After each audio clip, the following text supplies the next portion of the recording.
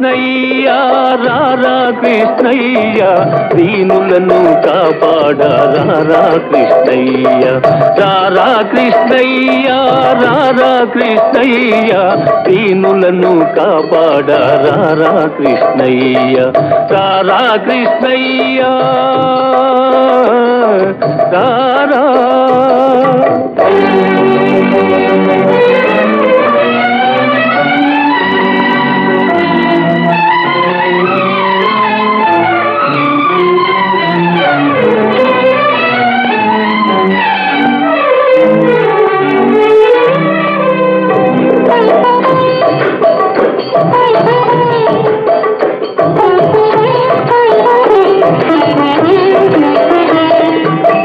పాలిటీల వేలుపు నీవేనయ్యా ఎదురు చూసు కన్నులలో కదిలేవయ్యా మా పాలిటీల వేలుపు నీవేనయ్యా ఎదురు చూసు కన్నులలో కదిలేవయ్యా పేదల మొరలాలించే విభుడవు నీవే కోరిన వరములను సగే వరదుడవీవే అజ్ఞానపు చీకటికి దీపము నీవే అన్యాయము నెదిరించే ధర్మము నీవే ధర్మము నీవే నీవే కృష్ణ నీవే కృష్ణ నీవే కృష్ణ రారా కృష్ణయ్య రారా కృష్ణయ్య దీనులను కాపాడ రారా కృష్ణయ్య రారా కృష్ణయ్య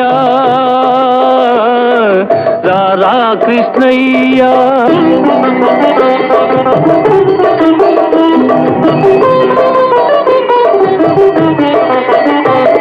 బృందావనం అందరినీ ఆదరించు సన్నిధానం అభయమిచ్చి దీవించే సన్నిధానం సన్నిధానం దేవుని సన్నిధానం సన్నిధానం సన్నిధానం కണ്ണన్ సన్నిధానం సన్నిధానం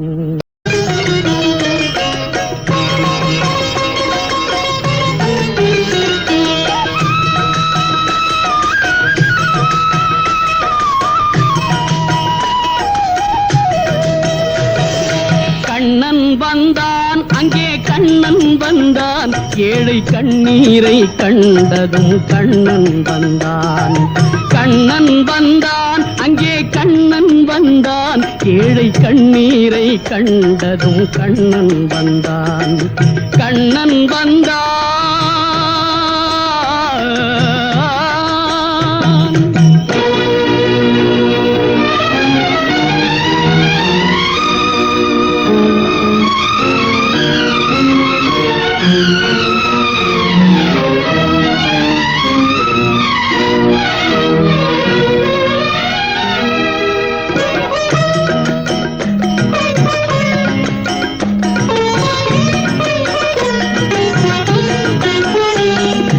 தேடி நின்ற கண்களிலே கண்ணன் வந்தான் தீபம் ஒன்று கையில் கொண்டு கண்ணன் வந்தான் தேடி நின்ற கண்களிலே கண்ணன் வந்தான் தீபம் ஒன்று கையில் கொண்டு கண்ணன் வந்தான் கேட்டவர்க்கு கேட்டபடி கண்ணன் வந்தான் கேள்வியிலே பதிலாக கண்ணன் வந்தான் தர்மம் என்னும் தேரில் ஏறி கண்ணன் வந்தான் தாழாத துயர் தீர்க்க கண்ணன் வந்தான் கண்ணன் வந்தான் மாய கண்ணன் வந்தான் கண்ணன் வந்தான் கண்ணன் வந்தான் அங்கே கண்ணன் வந்தான் ஏழை கண்ணீரை கண்டதும் கண்ணன் வந்தான் கண்ணன் வந்தான்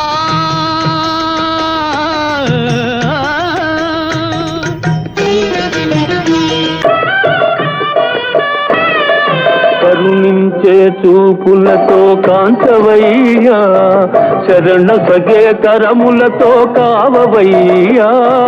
కరుణించే చూపులతో కాంచవయ్యా, శరణ సగే కరములతో కావవయ్యా. నిన్ను చూసి బాధలన్నీ మరిచేనయ్యా, ఆధారము నీవేరా రారా కృష్ణ కృష్ణ కృష్ణ రారా కృష్ణ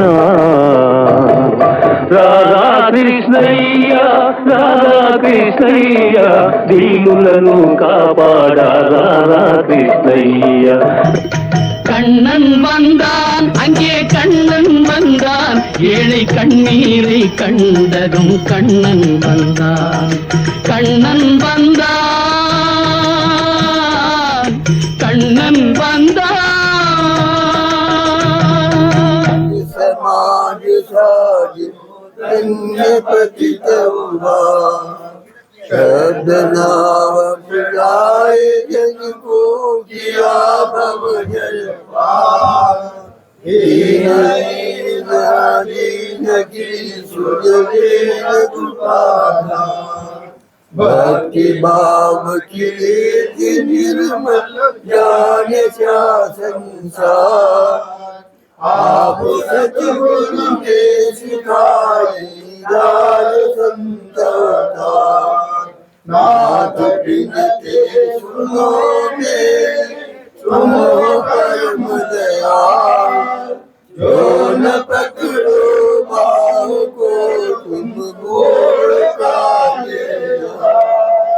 सर्वसमर्थ सारिया जुगत में राधा स्वामी कृपा सागर तुम मेरे रखवार. राधा स्वामी कृपा सागर तुम मेरे रखवार. साज मंगल साज आए जगत गुरु दाता, भक्त काज समाज साज अन्य पतितौला. राधा स्वामी दयाल की दया, राधा स्वामी सदा साय. ज्ञान में आप ही के पद कमल में सर्वति निर्वाण है. राधा स्वामी भक्ति दीजिए, पार भव से कीजिए, निज दया से अपना घर के थार मुझको लीजिए. राधा स्वामी भक्ति दीजिए, पार भव से कीजिए, निज दया से अपना घर के थार मुझको लीजिए. मंगलम गुरुदेव मूर्ति मंगलम पद पंकजम, मंगलम त्रैलोक स्वामी, मंगलम जनरंजनम. నామాన్ని గురువుగారు మనకు కానుక ప్రసాదించిన తర్వాత అది ఆ గురువుసారి ఇచ్చింది రెండో జన్మ అవుతుంది. ఫస్ట్ జన్మ తల్లిదండ్రులు ఇచ్చిన పేరు గోత్రం ఏదో ఒక పేరు పెడతారు మనల్ని గుర్తించడానికి. నిజానికి అందరి పేర్లు రాధాస్వామి, అందరి లోపల ఉన్నది పరమాత్మనే. కానీ మనల్ని వ్యక్తిగతంగా గుర్తుపట్టేటందుకు ఒక్కొక్క పేరు పెడతారు, ఒక్కొక్కరికి ఒక్కొక్క పేరు ఉంటుంది. ఆ పేరు పెడితే ఆ వ్యక్తి పలుకుతాడు, చూస్తాడు, మనకు ఒక గుర్తింపు వస్తుంది. అదేవిధంగా అప్పుడు తల్లిదండ్రుల నుంచి ఒక నామం వచ్చింది, ఒక గోత్రం వచ్చింది తల్లిదండ్రులది. అది మొదటి జన్మ. రెండో జన్మ ఏదనుకోవాలి?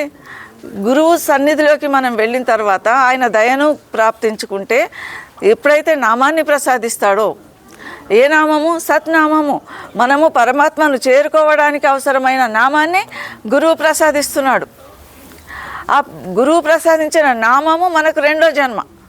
ఆయన గోత్రమే మన గోత్రం. ఆయన గోత్రం అంటేది సత్పదము, సత్పదము, సద్గురువు, సత్సంగము, సత్నామము, ఇవన్నీ ఆయన గోత్రము.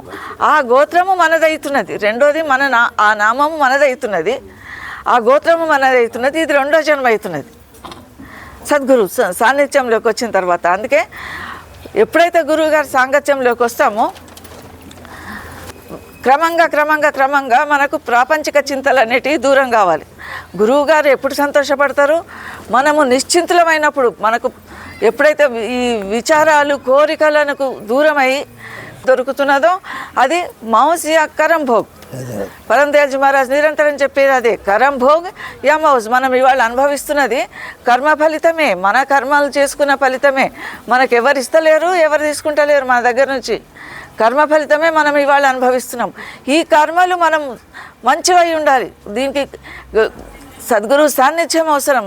సత్సంగంలో వారి ప్రవచనాలు వింటూ ఉంటే మన లోపల నుంచి మెల్లమెల్లగా అవగుణాలు అనేటివి దూరం కావాలి, చెడు గుణాలు అనేటివి దూరం కావాలి.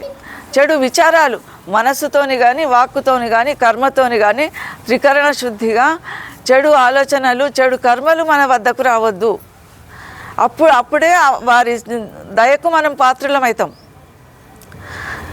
నిరంతరం ఆ విషయం సే మహారాజ్ చెప్తారు కదా, స్వామీజీ మహారాజు, విషయం సే జో హోయే ఉదాస పరమారత్కే జామను ఆశ ధన సంతాన ప్రీతి నహి జాకే. ధనం పట్ల కానీ, సంతానం పట్ల కానీ, ఆస్తిపాస్తుల పట్ల కానీ, వ్యవహారాల పట్ల కానీ మన ఆసక్తి ఎప్పుడైతే ఉంటుందో అప్పుడు గురు సన్నిధిలోకి చేరలేము.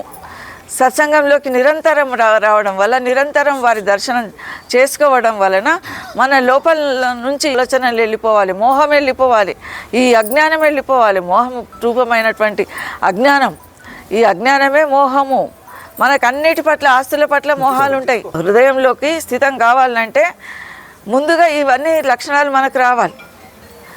సద్గురువు లక్షణాలు మనకు రావాలంటే మన లోపల దృఢమైనటువంటి విశ్వాసం ఉండాలి. మనకు విశ్వాసము, దయ, ప్రేమ. ఏదైనా కష్టాలు వస్తాయి, సమస్యలు వస్తాయి, నష్టాలు వస్తాయి, దాంతో విపరీతమైన బాధపడిపోతుంటాం. ఎప్పుడైతే మనకు విశ్వాసం, సద్గురువు మీద సంపూర్ణమైనటువంటి నమ్మకము, విశ్వాసం, అన్నీ ఆయన చూసుకుంటాడులే, సర్వం ఆయన చరణాల్లోకి అర్పించినప్పుడు, మనం అనుకున్నప్పుడు ఈ చింతలు అనేవి పీడించవు. అది ఎప్పుడైతే మనం చింతపడుతున్నామో, బాధపడుతున్నామో, నిశ్చింతలం అవుతలేమో దానికి గుర్తు ఏంటిది? మనకు గురువు పట్ల విశ్వాసం లేదు. అందుకే सतयुग त्रेता द्वापर बीता काहू न जाने शब्द की रीता सब में अज्ञान का भास हुआ चरणों में पड़ा निज दास हुआ तेरी दया का दृढ़ विश्वास हुआ चरणों में हुआ. గురు చరణాల లోపలికి మనకు దర్శనం కావాలంటే మహారాజులు అక్కడికి చేరుకున్న మహారాజు ఏం చెప్తారు? గురుచరణాలు అంటే శబ్దము, ప్రకాశము, వాటిని మన అంతరంలో దర్శనం చేసుకోవాలి. బాహ్య గురువు బాహ్య మార్గాన్ని దర్శనం చేస్తారు. మనకు అంతర్ముఖంగా ఏ విధంగా ఉండాలనో మహారాజు చూపిస్తారు, దర్శనం చేపిస్తారు. కానీ అది కాకుండా మన మనసు ఎంతసేపు ప్రపంచిక చింతలలోనే ఉంటున్నది కనుక పుట్టినప్పటి నుంచి చివరి క్షణం వరకు కూడా ఈ మోహం మనను వదులుతలేదు. ఇవే శాశ్వతం అనుకుంటున్నాం. మనము వెళ్ళిపోయేది ఒక రోజు ఉన్నది అనే విషయం మనం మర్చిపోతాం. వచ్చినది, కష్టాలు వచ్చినాయి ఎప్పటికి ఉండవు, పోతాయి. బాధలు వచ్చినాయి, పోతాయి. సమస్యలు వచ్చినాయి, పోతాయి. ఏ వస్తువైనా వచ్చింది అంటే అది ఉండేటందుకు రాలేదు, పోయేటందుకు. మనం కూడా ప్రపంచంలోకి వచ్చినామంటే ఉండేటందుకు రాలేదు, వెళ్ళేటందుకు వచ్చినాం. रहना नहीं ये देश बेगाना सार कागज की पुड़िया बूंद पड़े गल जाना है. కబీర్ సాహెబ్ ఎంత మనను జాగృతం చేస్తున్నాడు. ఆ కబీర్ సాహెబ్ అంశనే ఈ మహారాజ్ లోపల ఉన్నది. అందరు మహారాజుల లోపల ఉన్నది. ఆనందరావు మహారాజులో కానీ, నందుబాయిజీ మహారాజు కానీ, ఫకీర్ చంద్ మహారాజు కానీ, స్వామీజీ, హుజూర్ మహారాజ్, అందరు మహారాజులలో ఉన్నది అదే. కానీ మనం గుర్తిస్తలేము. ఏ యుగానికి తగిన అజ్ఞానం ఆ యుగంలో ఉన్నది. ఆ మహారాజు ఉన్నప్పుడు కూడా కదర్ చేయలేదు. మహారాజు ఉన్నప్పుడు కదర్, ఆయన మహారాజును చెప్పిన దాన్ని మనం సంపూర్ణంగా ఎంతవరకు అవగాహన చేసుకుంటున్నాము, ఎంతవరకు పాటిస్తున్నాము, ఎంతవరకు మనం పాటిస్తే మన జీవితం ధన్యమవుతుంది. మహారాజు చెప్పినవి అక్షరం పొల్లు పోకుండా మనము మన ఆచరణాత్మక జీవనంలో మనం వాటిని అమలు చేసినప్పుడే, ఆచరించినప్పుడే మన జన్మకు ధన్యత ఏర్పడుతుంది. లేకుంటే పునరపి జననం, పునరపి మరణం, పునరపి జఠరే జననీ శయనం. మళ్ళీ పుట్టాలి, అమ్మ కడుపులో అన్ని రోజులు ఉండాలి, మళ్ళీ రావాలి, మళ్ళీ కష్టాలు అనుభవించాలి. పసితనం నుంచి చివరి వరకు ఏ రోజు కూడా సౌఖ్యం లేదు, సుఖం లేదు, శాంతి లేదు.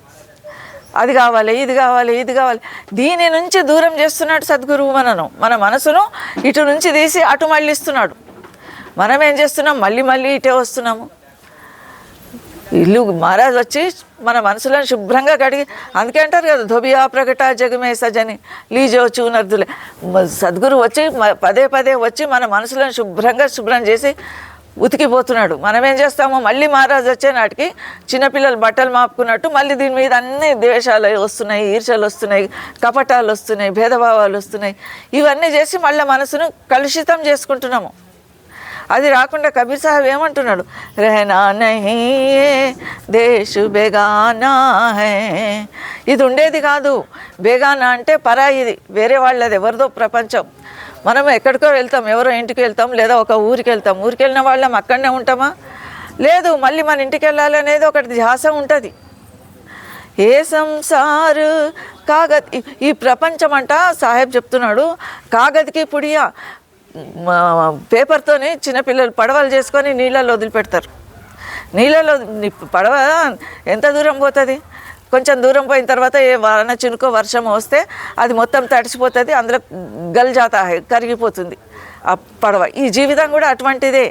చైతన్యకి బుల్బుల అంటారు మహారాజ్. చైతన్య బిందువు, ఒక గాలి, నీటి బుడగ వస్తుంది, వాన పడ్డప్పుడు నీటి బుడగలు వస్తాయి, అది చిట్లిపోతే అయిపోతుంది. ఈ శరీరం కూడా ఎప్పుడో వచ్చింది, మనకు డేట్ ఆఫ్ బర్త్ తెలుసు, డెత్ తెలియదు, ఎప్పుడు వస్తుందో ఏమో తెలియదు. అందుకనే నిరంతరము ప్రతి క్షణము వృధా చేసుకోకుండా ఈ పరాయి దేశం నుంచి మన ఇంటికి పోదాము, పరాయి దేశం నుంచి వెళ్ళిపోదాము. ఈ సంసారము, ఈ ప్రపంచము ఒక కాగితం పడవ లాంటిది. చిన్న వాన పడ్డ, చిన్న చినుకు పడ్డ, ఉలజ్ ఉలజ్ మర్ జానా హై. ఈ ప్రపంచము అడవి లాంటిదంట. అడవి లోపల మనము పిచ్చి చెట్లు మొలిసినవి ఉంటాయి, అటు నుంచి వెళ్తుంటేది ఇటు ముండ్ల చెట్లు ఉంటాయి, అటు ఇంకా వేరే ఉంటాయి. కాళ్ళు నడుస్తుంటే కాళ్ళ కింద ముండ్లు ఉంటాయి. ఇవన్నిటిని నడుస్తుంటే ఈ ఒళ్ళంతా చీరుకపోతుంది, రక్తాలు గారుతుంటాయి. అయినా సరే నడుస్తుంటాం. అయినా సరే అదేవిధంగా ప్రపంచంలో కూడా అనేకమైనటువంటి సమస్యలు, కష్టాలు వస్తున్నాయి, ఎన్నో రకాల బాధలు వస్తున్నాయి. అయినా సరే మనము వాటిని పడుతున్నాం, ఆ కష్టాలు పడుతున్నాం, కానీ వీటి నుంచి తప్పించుకొని వెళ్ళిపోదామనే ఆలోచనలు మనకు వస్తలేవు. అందుకనే దీని గురించి ఎప్పటికీ అలర్ట్. సమస్యలు వస్తాయి, అందరి వల్ల సమస్యలు వస్తాయి. పిల్లలతో సమస్యలు, ప్రపంచంతో సమస్యలు, కుటుంబంలో ఎన్నో రకాల సమస్యలు వస్తాయి, లాభాలు నష్టాలు, ఇవన్నీ కష్టాలు వస్తుంటాయి. వీటి గురించే నిరంతరం ఆలోచిస్తాం. మహారాజ్ ఏం చెప్పాడు? సద్గురు మనకేం ఉపదేశం ఇచ్చాడు? ఎక్కడ ధ్యానం చేసుకోమన్నాడు. మహారాజ్ నామదానం ఇచ్చినప్పుడు ఏం చెప్తాడు? స్మరణ, ధ్యానం, భజన, 3 మనకు మాత్రలు ఇస్తాడు. ఒక వీటిని మన అంతరంలోనే ఉన్నది, ఆ పరమాత్మ మనలోనే ఉన్నాడు, దర్శనం చేసుకోమని మహారాజ్ పదే పదే చెప్తున్నారు. గురు మధ్య స్థానంకి వచ్చి అక్కడ గురు స్వరూపం ధ్యానం చేయండి. నిరంతరం నామస్మరణ, అజపాజపం అంటారు. నిరంతరం ఆ నామాన్ని స్మరించటం వలన ఏంటిది, కొంత సమయం గడిచిన తర్వాత మనం నామం స్మరిస్తున్నామన్న విషయం కూడా మర్చిపోతాం. అది నామం అది నడుస్తూనే ఉంటుంది.